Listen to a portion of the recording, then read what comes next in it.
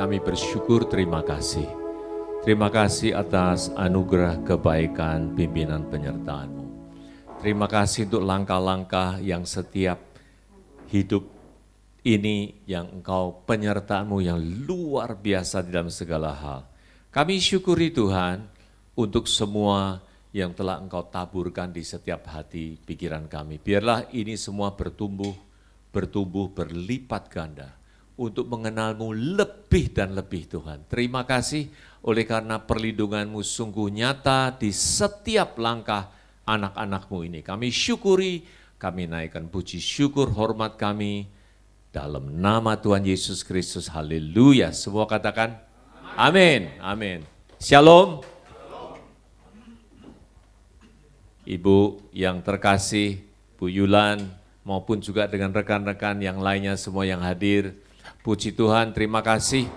Waktu yang berjalan begitu cepat, tepat ini hari saya ingat-ingat karena Sang Komandan Dr. Heri mengatakan tanggal 30, yaitu tidak lain pertengahan tahun ini.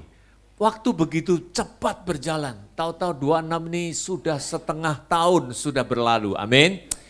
Pakailah waktu yang betul-betul begitu tidak nyangka-nyangka ini kita lalui dengan baik. Bapak Ibu Saudara sekalian, saya teringat satu ayat yang mengatakan ini, buat apa kalau jiwa manusia ini tahu-tahu misalkan malam ini terus diambil Tuhan, tetapi kita harus dikatakan di situ, harus apa? Harus kaya bukan di dalam materi saja, tetapi kaya di hadapan Tuhan. Puji Tuhan, ini adalah Lukas 12 ayat 21. Nah, apa yang dimaksud dengan ini semua? Kaya di hadapan Tuhan. Tidak lain mengenal, tidak lain firman-Nya. Itulah yang menjadi apa? Kekuatan di dalam setiap kami semuanya ini. Ya, oke. Maka itu izinkan pagi hari ini kita ingin mengambil satu renungan dikenal oleh Sang Mempelai. Betapa indahnya, betapa luar biasanya Tuhan itu ada di tengah-tengah setiap hidup kita semua yang sudah dijadikan di dalam satu lingkup yang tak terpisahkan itu. Nah, beranjak daripada itu, kita tahu kita ini semuanya memerlukan yaitu hidup bukan di dalam segala penyertaan apa yang kita lalui seperti biasanya, tetapi firman itulah yang dikatakan oleh firman Tuhan sendiri, dikatakan dalam Matius, yaitu apa? Kita ini perlu hidup bukan dari roti saja. Ini saya sering ulang-ulang. Dikatakan di sini, setiap firman yang keluar dari mulut Allah, setiap. Berarti apa? Firman yang begitu besar, begitu banyak. Apakah kita cukup dengan mengenal atau mengerti atau telah mendengar? Khususnya nama Tuhan Yesus saja. Tidak demikian, karena ini menyangkut hidup, karena ini menyangkut makan. Makan itu perlu tiap hari, nutrisi. Kita ini usia-usia gini itu paling banyak yang didiskusikan sekarang selain firman Tuhan apa? Kesehatan, makanan, betul. Nah inilah kita perlu betul-betul merenungkan baik-baik. Ini adalah firman perkataan Tuhan Yesus sendiri. Dikatakan lebih lanjut, sifat firman yang bagaimana? Corak, karakter ataupun sifat apa yang Tuhan maksud. Di dalam Yohanes 6 mengatakan begini, perkataan-perkataan yang kukatakan kepadamu adalah roh dan hidup. Wow, puji Tuhan. Jadi inilah kekekalan dari firman itu yang diartikan roh. Roh itu adalah kekal, bukan sifatnya sementara. Tadi dikatakan kaya seperti duniawi tetapi malam dipanggil dan sebagainya. Tidak kita bawa juga, tetapi roh dan hidup inilah yang sifatnya adalah kekal. Inilah yang kita perlu ketahui, yang dimaksud firman, perkataanku, perkataan Tuhan Yesus itu adalah roh dan hidup. Nah, rohlah yang memberi hidup, bahkan ditekankan di sini, daging sama sekali tidak berguna. Inilah untuk ranah yang perlu kita mengenal, untuk memahami. Rangkuman firman yang ada ini berdasarkan seperti apa Yohanes 4 yang kita semua tahu, sembahlah dalam roh dan kebenaran. Bukan semata-mata secara kasat mata duniawi, apa punya pemahaman, tetapi lebih daripada itu. Amin. Puji Tuhan. Maka itu kita mulailah ini hari banyak perumpamaan yang Tuhan Yesus berikan di tengah-tengah apa yang dalam 4 Injil yang Tuhan tuliskan sendiri, yang perkatakan sendiri seperti tadi yang dikatakan. Yaitu apa? Mengenai kerajaan Allah. Kerajaan Allah, kerajaan surga, itulah semua hal yang sama, hanya tinggal penulisnya Matius. Oleh karena begitu berdekatan dengan orang Yahudi, dia mengambil sifat kata-kata yang dengan lebih quote unquote tidak menyinggung sensitivity soal nama-nama Allah. Jadi banyak memakai surga, kerajaan surga. Tetapi identiknya sama, yaitu kerajaan Allah, kerajaan surga ini semuanya adalah memaknai yang sama. Nah, datang tanpa tanda lahiriah. Ini sesuai dengan apa tadi dikatakan, perkataanku ini adalah roh dan hidup. Jadi kerajaan surga ini bukan soal apa? Bukan soal hal-hal lahiriah. Maka itu di dalam kita tahu di dalam Roma 10 ayat 17 pun apa kerajaan Allah itu?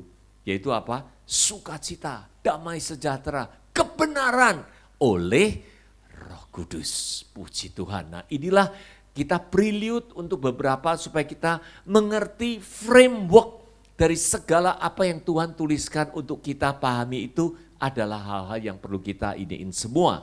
Sebab sesungguhnya dikatakan di sini kerajaan Allah, kerajaan surga ini sudah ada di dalam diri kita masing-masing. Ini terjemahan dari New King James maupun juga dengan Literal Bible. Semuanya dengan jelas dikatakan itulah kehidupan kita tiap hari. Kalau sudah ada di dalam diri kita masing-masing, we are not talking about future. We are not talking about event in the future. It's at present. Yang sekarang yang kita hidupi karena sudah ada di tengah-tengah hidup kita, setiap kita yang percaya. Amin. Puji Tuhan. Maka itu inilah yang sering begitu banyak perumpamaan demi perumpamaan. Pagi hari ini perumpamaan yang begitu penting, yang begitu telak, yang begitu menentukan langkah-langkah kita ke depan untuk kita simak bersama-sama. Amin. Sifat dari sharing pagi hari ini bukan istilahnya menggurui atau apa, tidak. Kita selalu di hadapan Tuhan, apa bedanya? Tidak ada yang beda. Amin. Untuk kita saling apa? Mengisi, bertumbuh, mengenal lebih dan lebih. Inilah tujuan apa yang selalu kita perlu renungkan dengan baik. Mari kita mulai dengan satu hal yang tadi sudah dikatakan, iman itu timbul dari apa? Pendengaran. Pendengaran apa? Firman Kristus. Kalau kita bicara soal iman bukan semata-mata kita percaya begini, percaya begitu, bukan. Semua adalah dasar dari firman Allah itu sendiri. Amin. Maka itu banyak ayat yang mengatakan, kalau engkau di dalam aku dan firmanku ada di dalammu, mintalah apa saja akan diberikan. Wow, puji Tuhan. Makanya firman Tuhan ini menjadi satu dasar, bukan semena-mena apa yang kita pikirkan.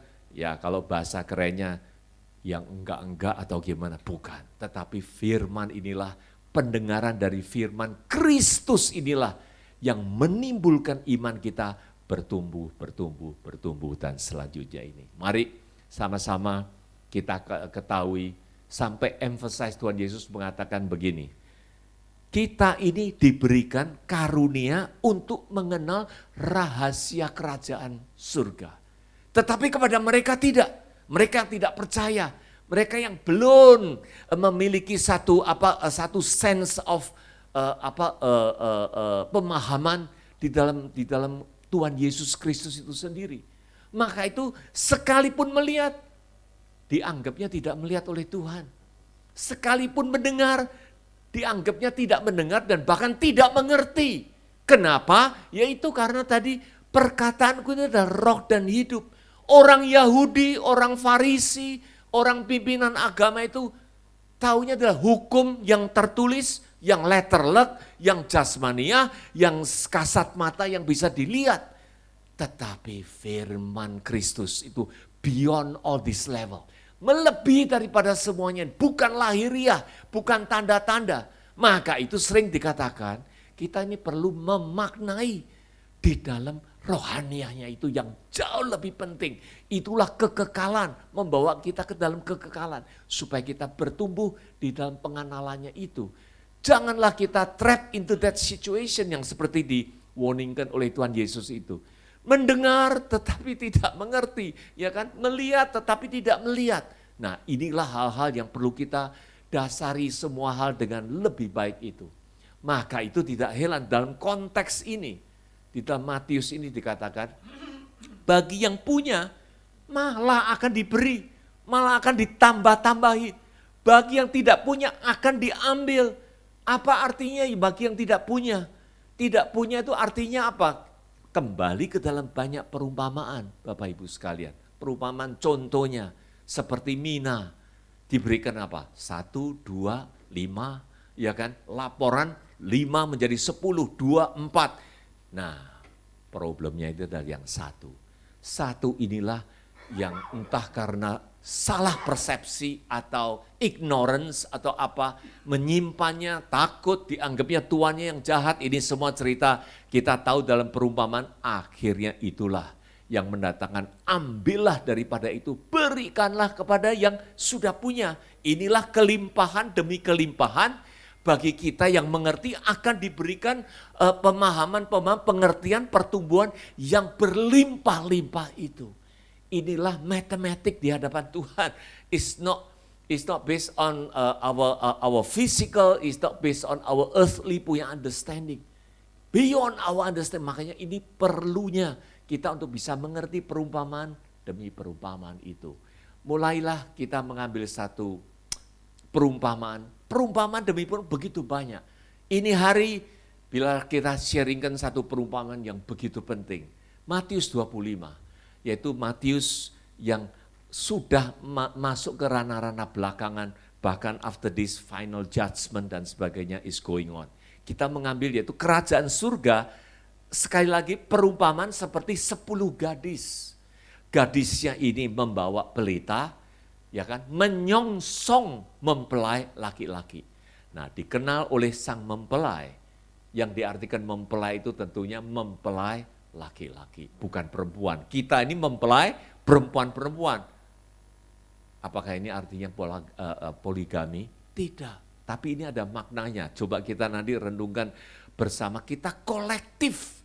Di dalam ini semua adalah represent apa? Mempelai perempuan itu. Nah, di sini ada 5 gadis yang bijaksana, 5 gadis yang bodoh. Ceritanya kita tahu semua. Ini satu rombongan, ini satu komunitas, ini satu orang yang sudah diundang dan sudah ikut bersama-samanya ini. Hanya di tengah-tengahnya itu terdiri perbedaan. Yang bijaksana dan pun yang bodoh. Yang bodoh dikatakan di sini tidak membawa minyak. Pelita dibawa, pelita menyala dibawa, tetapi tidak membawa minyak. Minyak ini ibaratnya kita tahu semua, tidak lain adalah Roh Kudus, urapan sumber yang untuk membuat kita menyala. Menyala untuk semuanya intimasi dengan Tuhan tuh terjaga dengan baik. Continuity berjalan selalu. Nah, inilah kita diperlukan ini, bukan berdasarkan kita punya kebolehan cukup membawa, ya udah selanjutnya kita sendiri akan mengatasi, tetapi senantiasa terkonek dengan sumbernya, tidak lain yaitu sang minyak yang ibaratnya dalam hal ini adalah dari Roh Tuhan sendiri yang hadir di tengah-tengah kita ini. Apa yang terjadi? Yaitu di pertengahan apa yang dilakukannya ini kita tahu apa yang dimaksud dengan bijaksana. Bijaksana yaitu apa? Perkataanku. Sekali lagi Tuhan Yesus itu sangat menekankan soal perkataannya. Firman-Nya itu yang mendengar dan melakukannya. Yang mendengar untuk meresapi dan melakukan itu bisa berbagai macam. Mengekspresikan, menyatakan, mengkukuhkan apa yang difahami, atau melakukan ini, melakukan itu, semuanya ini terangkum dalam mendengar, mengerti, dan melakukannya ini. Inilah hal yang bijaksana, yang bodoh, yang mendengar tetapi tidak melakukan. Acuh tak acuh, ya stay on as it is, only rutinitas, only yang seperti satu itu ya kembali satu aja disimpan dan sebagainya. Artinya apa? Tidak ada pertumbuhan. Inilah apa yang dikatakan, karena perkataan Kristus itu selalu mengalir begitu deras, begitu banyak, begitu untuk perlu kita renungkan dengan baik. Tidak sekedar hanya acuh, tidak melakukannya, ya sudah stay on, cukup dengan rutinitas apa yang ada. Tidak demikian Bapak Ibu sekalian. Biarlah kita mengenalnya lebih seperti apa yang Tuhan inginkan itu. Nah, yang dimaksud pelita pun Lukas mengatakan apa? Pelita ini harus tetap menyala, harus tetap memiliki minyaknya itu supaya kita konsisten senantiasa ada sumber kekuatan ini yang menopang setiap langkah hidup kita semuanya ini. Maka itu tidak heran perumpamaan yang dikatakan oleh Tuhan Yesus datanglah pada apa? Tengah malam hari. Kenapa dikatakan tengah malam hari ini adalah waktu di mana kita tidurnya terlelap, tidak terjaga dengan baik. Nah, something going on, something terjadi, yaitu apa? Mempelai datang, song-songlah dia. Nah, inilah seruan yang perlu kita berjaga-jaga supaya kita pelita ini tetap nyala dengan baik. Apa yang terjadi kita semua tahu, yaitu waktu yang tidak membawa minyak ini buru-buru karena sudah mulai padam pelitanya, buru-buru mau membeli minyak. Nah, untuk itulah datanglah mempelai itu, mempelai laki-laki itu semuanya. Dan mereka, nah ini tekanannya nih, yang telah siap sedia masuk di dalam perjamuan perkawinan bersama dengan dia. Siapa? Sang mempelai laki-laki itu. Dan inilah kejadian perumpamaan yang dikatakan itu.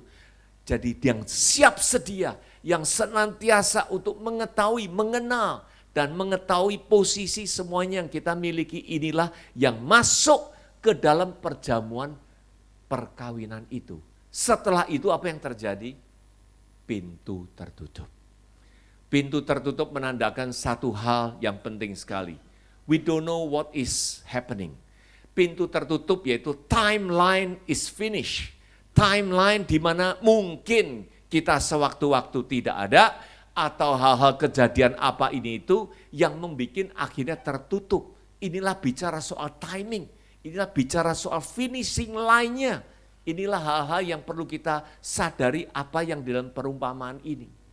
Nah, kemudianlah datang gadis-gadis yang lainnya itu very tragis. Tuan, bukakanlah pintu itu. Tetapi apa yang terjadi? Aku tidak mengenalmu. Bapak Ibu sekalian, kenapa perumpamaan ini spesifik talking about perjamuan perkawinan? Kalau bicara soal perkawinan, that is talking apa? Relationship. The deepest, the closest, yang tidak bakal akan terpisahkan lagi. Inilah bicara soal, bukan soal jasmania punya relationship, tetapi adalah sang mempelai laki-laki menginginkan bersama-sama dengan gadis-gadis yang mengikutinya ini, yang sudah siap ini, masuk ke dalam ruang perkawinan itu. Kita ini sudah dipinang, kita ini sudah dijadikan bersatu bersama dengan sang mempelai laki-laki itu. Pertanyaannya sekarang kalau pintunya tertutup, wow, is there any remedy yang can be done? Rupanya tidak, karena dikatakan aku tidak mengenalmu. Very crucial. That is talking about timing. That is talking about bagaimana kita menyiapkan dengan baik. That is talking about bagaimana kita menyadari posisi kita. All we are today, kita semua ini hari kita akui. Our identity adalah kita sudah ada di dalam Kristus. Kita sudah memperoleh keselamatan. Kita sudah di dalam anugerahnya yang berlimpah-limpah. That is talking about kita punya identity, kita punya status. But is that that's it and static like that? That is what one thing kita perlu melihat apa yang di dalam perumpamaan ini yang Tuhan Yesus ingatkan untuk kepada setiap kita. Kita punya identity yang sesungguhnya, yang melebihi dari apa yang mungkin dulunya kita mengenal, tetapi sesungguhnya lebih daripada itulah identity ataupun juga dengan status yang kita miliki di hadapan Tuhan. Perjanjian lama banyak mengatakan kita ini betul-betul dijadikannya pekerjanya Tuhan, sang budaknya, sang pelayannya. Perjanjian baru dikatakan bukan oleh darah dan daging, tetapi kita yang percaya diangkat menjadi anak-anaknya. Is that finished? Apakah itulah status yang kita miliki? No. Lebih daripada itu, perumpamaan ini justru menekankan kita diangkat seperti apa gadis yang bijaksana ini menjadi sang mempelai wanita yang masuk ke dalam ruangannya itu, yang menikmati perjamuan perkawinan bersama. Now the issue adalah kalau pintu tertutup, that is talking about timing. Apakah kita jangan sampai terlambat dengan menyangkut soal timingnya ini. Tetapi apakah hal ini sudah terjadi terhadap undangan ini? Apakah sudah tersedia? Ataukah kita masih memikirkan ini adalah hal future event yang kita nanti akan menunggu, yang kita nanti akan disiap sediakan dengan timing itu semuanya. Coba kita teliti baik-baik, Bapak Ibu sekalian. Pagi hari ini kita melihat sudut yang lain. Ini perumpamaan penting banget. Karena Ternyata di dalam sudut yang lain, perumpamaan yang sama pun Tuhan Yesus katakan. Tuhan Yesus pun memperkatakan perumpamaan yang identik dengan apa yang disinggung dalam hal ini. Kita sama-sama untuk melihat Matius 22. Sama dikatakan, kerajaan surga seumpama. Sekali lagi ini perumpamannya mengadakan perjamuan kawin.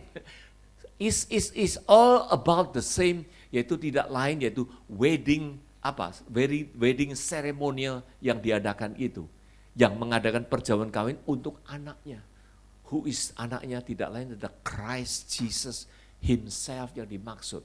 Coba kita teliti dari dua perumpamaan ini yang identik, yang sinergi, yang correlate satu dengan yang lainnya itu. Dikatakan di sini, ia menyuruh hambanya memanggil orang-orang yang telah diundang ke dalam perjamuan kawin itu, tetapi tidak mau datang. Siapa ini orang-orang yang dipanggil? Siapa ini di tengah-tengah komunitas yang menyuruh supaya memanggil orang-orang? Tentunya dipanggilnya itu pasti orang yang yang terdekat terlebih dahulu. Tetapi orang yang terdekat ini justru menolak dan tidak mau datang. Ini semua ayat jelas dan banyak sekali. Karena kesibukan, karena ada engagement ini, karena akan menguburkan dan sebagainya. Ini semua cerita kita tahu. Jadi ini menandakan undangan, seruan, dan pun juga maksud dari Tuhan Yesus untuk mengumpulkan mereka, tetapi ditolak dan tidak mau datang. Apa yang terjadi? Selanjutnya dalam ayat 5 mengatakan, orang yang diundangnya itu tidak mengindahkannya seperti tadi yang diceritakan, dan bahkan menangkap hamba-hambanya dan bahkan membunuhnya. Inilah Lukas 13 seperti apa yang doa Tuhan Yesus, Yerusalem, Yerusalem, kenapa engkau membunuh nabi-nabi yang diutus di tengah-tengah engkau, bahkan engkau menganiayanya. Kerinduannya Tuhan Yesus adalah sang dari Tuhan itu bagaikan induk ayam yang ingin Yang ingin menaungi di bawah kepak sayapnya, tetapi tidak mau. Inilah apa yang terjadi. Seruan yang mengartikannya semua adalah orang-orang yang sekeliling, orang bangsanya sendiri, orang-orang yang sesukunya sendiri yang diundang, tetapi tertolak.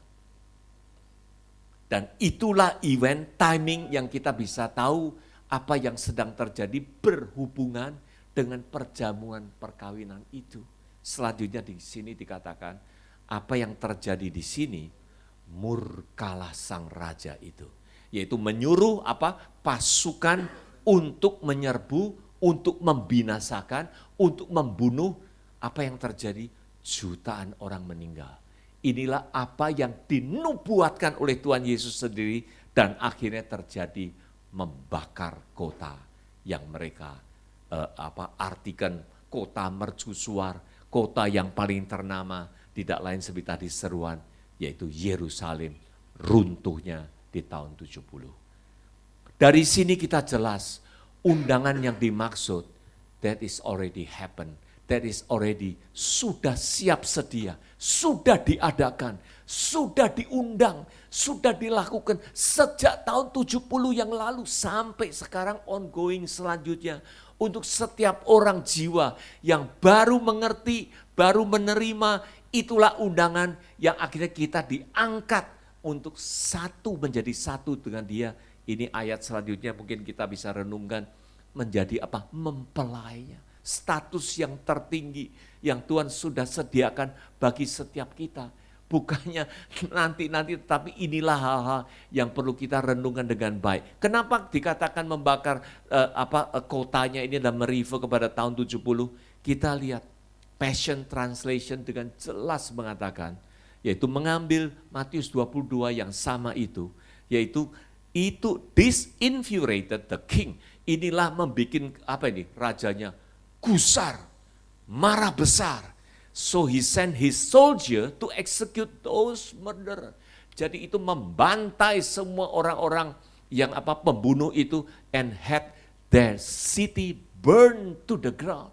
Itu meratakan kota yang mereka miliki itu dengan pasukan-pasukan. Tuhan Yesus memakai ini semua untuk membakar habis kota Yerusalem. Keterangan di bawahnya adalah, this is the fulfillment by the Roman prince, yaitu Titus, yaitu sang jenderal Titus yang akhirnya menjadi kaisar di dalam Roma karena keberhasilannya menaklukkan Yerusalem di tahun 70 in the Roman War of AD 67 to 70, which is about 3.5 years.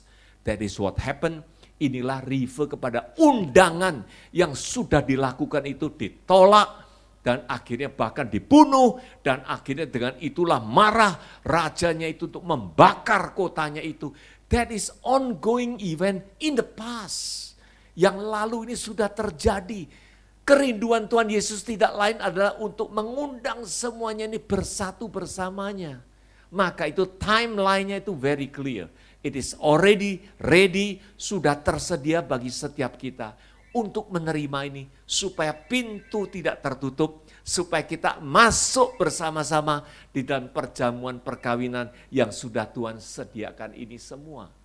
So, ayat selanjutnya pun mengatakan, apakah dengan diserbunya, dibinasakannya semua terus perjamuannya berhenti? Tidak. Ayat mengatakan sesudah itu perjamuan kawin telah tersedia. Telah tersedia dan dilakukan semuanya ini. Mengundang, akhirnya pergi mengundang, mengumpulkan semua orang. Kata-kata di sini semua orang yang dijumpai di jalan-jalan. Orang yang jahat, orang yang baik, semuanya dipanggil. Memenuhi ruangan undangannya itu. Siapa ini yang diundang? Kalau komunitas pertamanya, komunitas bangsanya ataupun juga dengan sukunya sendiri tertolak, sekarang disuruh untuk ke jalan-jalan, ini menurujuk kepada bangsa lain, komunitas lain. Siapa ini yang dimaksud?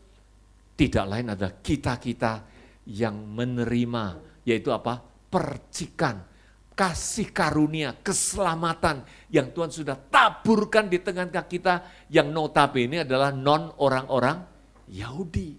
Puji Tuhan, that's what happened. Ini semua terjadi nubuatan, memaknai semuanya ini kasih karunia, zaman kasih karunia, mengundang semua orang di simpang jalan dimanapun untuk diundang.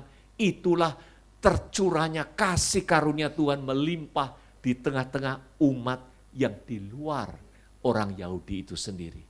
Apakah kita masih menantikan? Ini semua sudah terjadi di tengah-tengah kita sejak saat itu sampai sekarang dan selama-lamanya, karena kasih ini sudah tidak terbendung. Kasih ini mengalir ke seluruh penjuru, semua yang di tengah jalan, semua orang ini dipanggil untuk menerima undangan ini karena perkawinan perjamuannya ini sudah disediakan. Puji Tuhan. Biarlah kita menyadari timeline-nya yang jelas. Biarlah kita menyadari identitas maupun juga dengan apa? Kita punya status yang Tuhan sudah undang, yang sudah disediakan, yang sudah harus kita miliki, yang kita konformasikan. That is about our standing. Inilah bicara soal apa? Kita punya sikap. Inilah bicara soal kita punya pengertian. Inilah bicara soal kita punya affirmation, yaitu sesuatu yang teguh, yang jelas, yang perlu kita miliki bagi setiap orang yang ada di dalam Kristus. Apa yang terjadi? Kita tahu ayat selanjutnya. Raja itu masuk, menemukan seorang yang tidak memakai pakaian pesta. Ini ceritanya semuanya pernah saya sharingkan juga. Jadi pakaian pesta, pakaian di dalam orang zaman Yahudi artinya apa?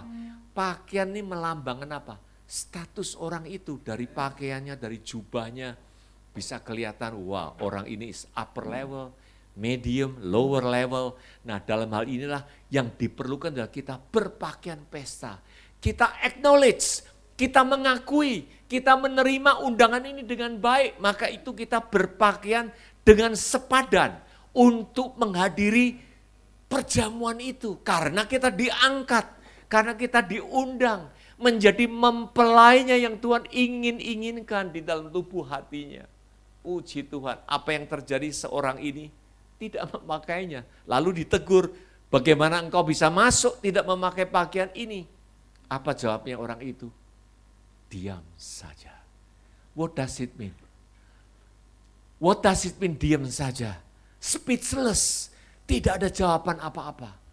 Kita tahu mungkin ada berbagai interpretasi. Salah satu ignorance. Tidak tahu, saya kalau ini diundang, padahal mestinya imajinasi kita undangannya itu jelas untuk perkawinan atau gimana, tetapi datangnya nggak tahu, pakaian lancai-lancai, kaos atau apa gitu, tidak sesuai dengan maksudnya itu. Atau yang sudah tahu, ini undangannya ignorance, tidak mau mengabaikan, berkekeh untuk pengertiannya sendiri. Tidak dengan apa yang dimaksudkannya itu. Itulah akhirnya jawaban orang ini terjadi. Diam saja, tidak bisa menyatakan dengan kebenaran yang baiknya yang bagaimana itu. Semuanya tahu terjadi apa? Yaitu ikatlah, campakkanlah ke dalam hal yang kegelapan ini. Inilah identik dengan apa yang dikatakan tadi. Tertutuplah, aku tidak mengenalmu. Semuanya akhirnya terpisah dengan Tuhan. Sudah di luar dari ranah apa yang Tuhan sudah sediakan. Status yang Tuhan ingin mengangkat setiap kita untuk kita miliki. Di luar semuanya ini seperti apa? Dicampakkan ke dalam kegelapan yang paling gelap. Bapak, Ibu, Saudara sekalian, biarlah kita tahu timeline, maksud, status, maupun juga hasrat keinginan Tuhan tertuang semua di dalam perumpamaan yang Tuhan sudah berikan kepada kita semua. Maka itu Paulus mengatakan rahasia ini besar sekali. Besar karena apa? Ini bicara soal hubungan Kristus dengan jemaatnya. Yaitu ayat sebelumnya itu bicara soal apa? Laki-laki meninggalkan ayahnya, menjadi satu dengan istrinya, keduanya menjadi satu daging. Ini kontekstualnya jelas. Rahasia ini ya besar, yaitu mengibaratkan seperti apa yang tadi sudah diceritakan, hubungan suami istri inilah yang menjadi ultimate goal Tuhan untuk mengangkat kita nih berhubungan dengan Dialah sang mempelai laki-laki, dengan kita ini sang mempelai perempuan yang sudah menjadi satu. Amin. Inilah keinginan Tuhan yang Tuhan sudah tetapkan, yang sudah Tuhan berikan, yang Tuhan sudah sediakan untuk kita ambil, untuk kita ketahui, untuk kita sadari, untuk kita betul-betul mengkukuhkan dan menetapkan semuanya apa yang menjadi kehendak Tuhan. Nah, yang dinamakan jemaat dengan hubungan Kristus, Efesus mengatakan, sekarang inilah yang sejak dari Paulus menulisnya itu, sekarang jemaat itu adalah tubuhnya, ya kan? Kepenuhan dari dia memenuhi semuanya di dalam segala hal. Inilah ultimate goal Tuhan untuk membentuk menjadikan tubuhnya ini bersama dengan kita, bersatu dengan kita. Inilah hubungan jemaat dengan Kristus yang dinyatakan. 1 Korintus mengatakan juga sekarang, sejak Paulus menulisnya ini, kamu ini adalah tubuh Kristus, kita ini tubuh Kristus, kita ini semuanya adalah anggota-anggotanya. Inilah identik dengan apa yang menjadi satu di dalam perkawinan, di dalam semua perjamuan perkawinan yang sudah disediakan, sudah terjadi dan sudah harus kita miliki untuk meneguhkan semua hubungan kita dengan baik dengan Tuhan. Maka itu kita semua tahu semuanya ini, coba kita mungkin bisa langsung ke tempatnya ini.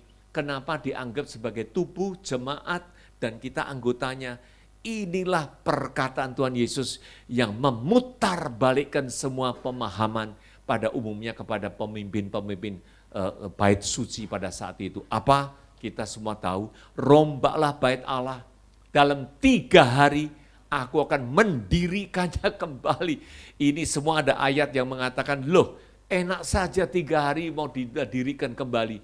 Bait Allah itu didirikan 46 tahun lamanya. Bagaimana 3 hari mau didirikan kembali? Ayat 21 menjelaskan dengan baik. Dimaksudnya dengan bait Allah itu adalah apa? Tubuhnya sendiri. Puji Tuhan. Inilah menjurus ke dalam makna rohani yang Tuhan inginkan. Dia ingin membangun tubuhnya sendiri. Bukan lagi bikinan tangan manusia dengan bait Allah, bait suci 46 tahun yang dibuat megah, luar biasa, sakral. Ruang Maha Kudus ada di dalamnya. Semuanya akan dirobohkan oleh Tuhan. Karena apa yang ultimate tujuan Tuhan? Tidak lain membangun atas dirinya sendiri ini. Puji Tuhan, amin. Inilah tubuh Kristus yang sesungguhnya. Tubuh tidak selalu mengartikan yaitu jasmania. Tubuh Kristus jelas-jelas adalah tubuh rohania yang didirikannya sendiri untuk kita diundang semua menjadi anggota-anggotanya. Amin. Dialah yang menjadi kepalanya. Inilah perkawinan, inilah perjamuan perkawinan yang sudah dilakukan, sudah diadakan di tengah-tengah setiap kita semua. Maka itu Yohanes 1 mengatakan, dunia ini dijadikan olehnya, tetapi dunia tidak mengenalnya. Apakah kita dalam status demikian, Bapak Ibu sekalian? Biarlah kita mengenal dia sesungguhnya, mengenal sesungguhnya dengan dia. Yang penting ini kita mengenal dia atau dia mengenal kita.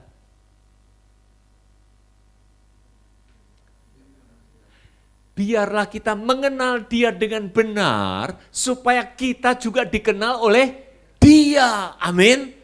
Puji Tuhan, inilah yang kita maknai, inilah yang kita perlu.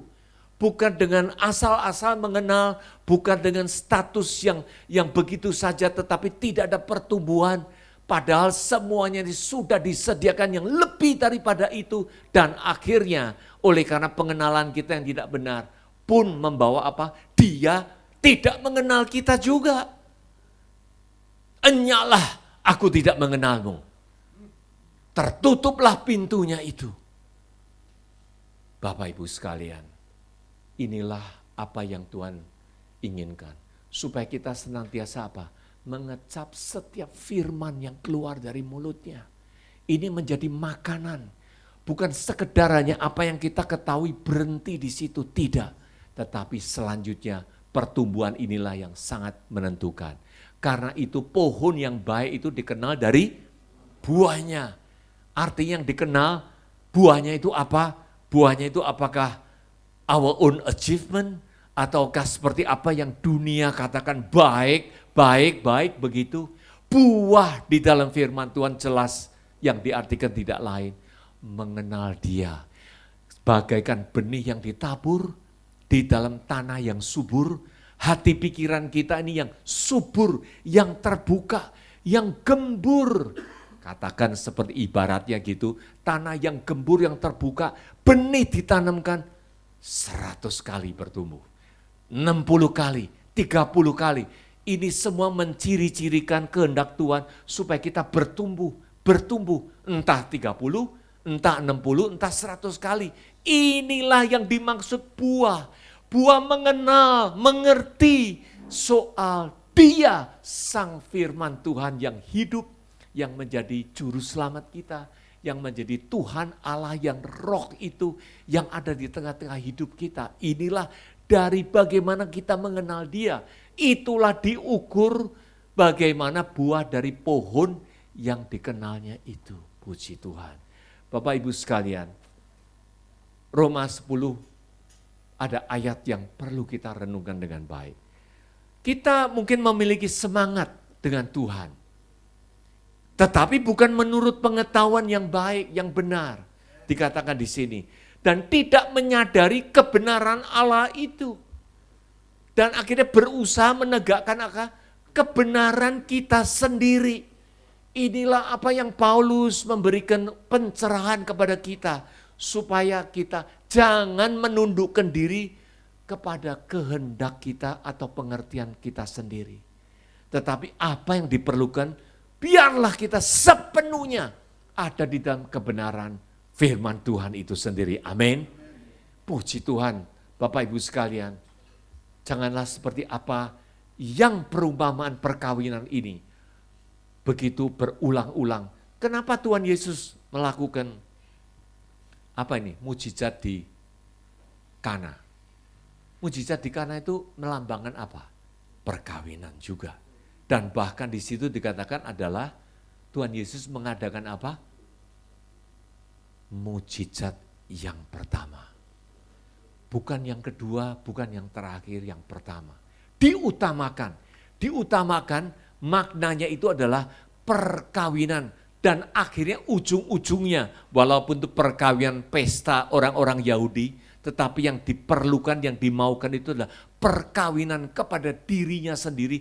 Itulah Tuhan Yesus yang lakukan sejak dari awal. Untuk membuktikan Dia ini adalah Allah Tuhan yang menginginkan untuk mengumpulkan semuanya ini bersama dengan Dia, bersatu dengan Dia. Maka itu janganlah dikatakan banyak yang dipanggil, sedikit yang dipilih. Kita termasuk yang terpilih di dalam semua kebenaran maupun juga dengan maksud Tuhan yang baik untuk menjadikan satu yang tidak terpisahkan. Paulus mengatakan dalam Roma 8 pun juga dikatakan dengan kasihnya Dia yang begitu besar. Apapun tidak ada yang akan bisa memisahkan dari kasihnya itu. Kita karena sudah bersatu dengan Dia. Amin. Di dalam segala hal, di dalam pimpinannya inilah. Apa makna dari semua kesatuan ini? Tidak lain, biarlah kita selalu, yaitu apa? Tidak tersesat. Mengetahui hal ini, kita sudah mengetahui sebelumnya. Waspadailah, supaya kamu ini jangan terseret oleh kesesatan orang-orang yang dari di luar kebenaran. Puji Tuhan, mengingatkan semuanya. Ini adalah tulisan Petrus yang terakhir. 2 Petrus yang terakhir ini ayat yang tertulisnya gini. Dan jauh dari apa? Keteguhanmu sendiri. Jatuh dari keteguhan kita karena taunya begitu, ya begitu, ya begitu. Inilah keteguhan hati sendiri, kita jatuh, terperangkap ke dalam situasi itu. Tetapi biarlah kita bisa keluar dari semuanya. Kita bertumbuh bagaikan tanah yang subur, yang terbuka, yang terisi dengan benih firman, yang mempertumbuhkannya berlipat ganda dan senantiasa mengenalnya lebih dan lebih. Dan semuanya tidak lain apa? Mencirikan apa? Kasihnya Dia yang melebihi dari segala pengetahuan kita. Amin. Inilah kasihnya yang beyond our understanding. Bagaimana Dia mau begini baiknya itu untuk mengangkat kita, untuk menjadikan satu. Biarlah kita meraih ini, biarlah kita menyongsong, biarlah kita menerima undangan ini, biarlah ini menjadi keteguhan di dalam iman hati kita, biarlah kita mengukuhkan dan kita menyikapinya, kita menyatakan kepada lingkup di mana kita berada, semuanya ini adalah sudah Engkau berikan kepada kami semua Tuhan.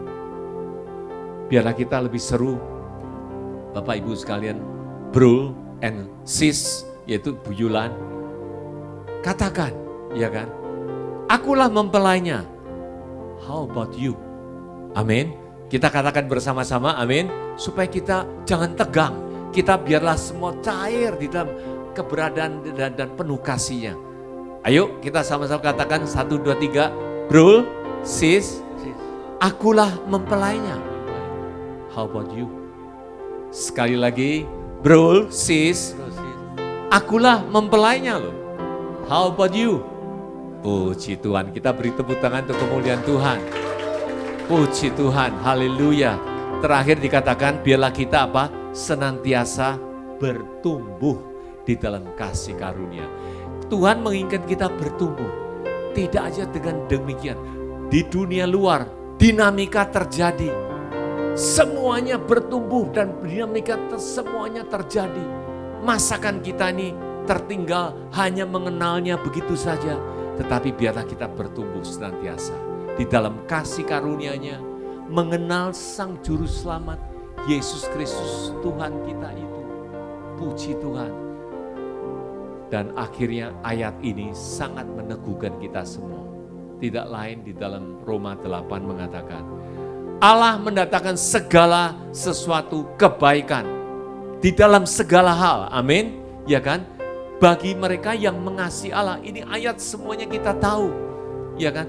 Tetapi bagi mereka yang dipanggil sesuai dengan rencana dan tujuannya. Wow, inilah diartikan yang mengasihi Dia.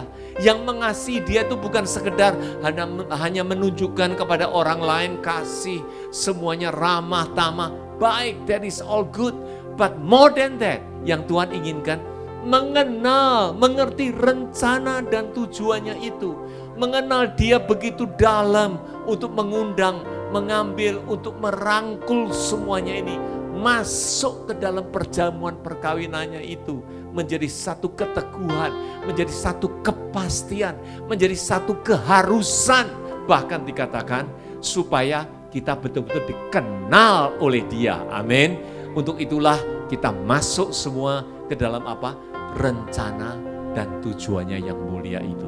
Dengan kondisi ini, segala hal yang kita lalui dalam perjalanan ini membawa kebaikan bagi setiap kita semua. Amin. Puji Tuhan, kita berikan tepuk tangan untuk kemuliaan Tuhan. Mari kita sama-sama bangkit berdiri. Kita akhiri sharing pada pagi hari ini. Bapa, kami bersyukur, terima kasih kepadamu. Rancangan-Mu yang di luar dari apa yang boleh kami artikan, yang boleh kami renungkan. Biarlah pencerahan demi pencerahan Tuhan memimpin dengan pelita minyak-Mu yang sungguh senantiasa membakar, membawa, memahami lebih dan lebih oleh apa yang telah Engkau perbuat bagi setiap kami semua. Kami sungguh adalah mempelai yang telah Engkau pinang, yang telah Engkau jadikan bersatu bersama-Mu Tuhan. Terima kasih untuk peneguhan, kekuatan, untuk kesatuan yang telah Engkau jadikan semua di tengah hidup kami semua. Dan kami yakin percaya, kami masuk ke dalam tujuan dan rancangan-Mu yang indah bagi setiap kami semua. Haleluya. Biarlah di dalam segala hal Engkau mendatangkan kebaikan bagi setiap kami semua. Terpujilah nama-Mu Tuhan Yesus. Kami bersyukur, berterima kasih kepadamu. Di dalam nama Tuhan Yesus Kristus kita semua katakan amin. Janji-Mu seperti fajar pagi hari yang tiada pernah terlambat.